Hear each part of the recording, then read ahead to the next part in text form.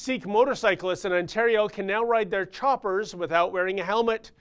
I'm going to explain why this religious exemption might not be such a great idea.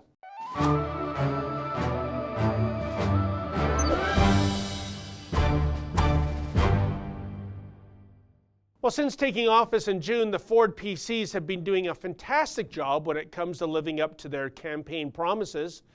But here's one promise I wish they hadn't kept, or at least I wish they had modified it so that it would be fair to all. Namely, it's now legal for Sikhs to ride motorcycles without wearing a helmet. In doing so, religious considerations have trumped personal safety, something that isn't supposed to happen if you follow the law to a T. In fact, when Sikhs have gone to court in Canada in the past to challenge the helmet law on religious grounds, they have always failed. The reason? While the courts agree that Sikh men are mandated to wear a turban due to their faith, there's absolutely nothing in the Sikh faith that requires them to ride a Harley.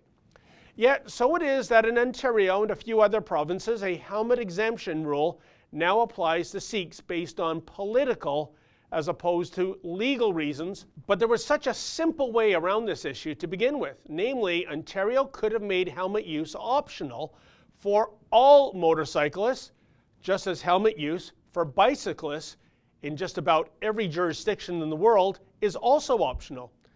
And why not leave it up to the individual to go helmetless, especially given that if an accident should occur, a motorcyclist without a helmet doesn't really harm anyone else except potentially himself. You want to play it safe by wearing a helmet? Fine by me. You want to roll the dice? Go for it. Now, the argument in favor of the exemption is this: how does such a religious exemption hurt other motorcyclists? Well, it potentially does in terms of higher insurance rates for all bikers. I reached out to the Whitby-based Mitchell & Whale Insurance Brokers Limited, which specializes in motorcycle insurance. President Adam Mitchell told me that if you have more riders without helmets, there will definitely be an upswing in injuries and number of deaths. He likens a motorcyclist riding without a helmet to be like a car driver removing the vehicle's seatbelts and airbags, in that the removal of any safety device will invariably lead to more claims of a serious nature. Mitchell suspects the insurance industry will analyze the data in Ontario in the months ahead, and if there's a spike in injuries and fatalities, then the insurance industry will surely submit an application to raise rates. And such a rate increase will likely affect all riders across the board. There's another issue at play here too. If a non-Sikh motorcyclist wants to go helmetless, I presume he could state that he identifies as a Sikh and is therefore exempt from the helmet rule. Do you think any cop would charge such a person? Do you think any court would convict him? Not now.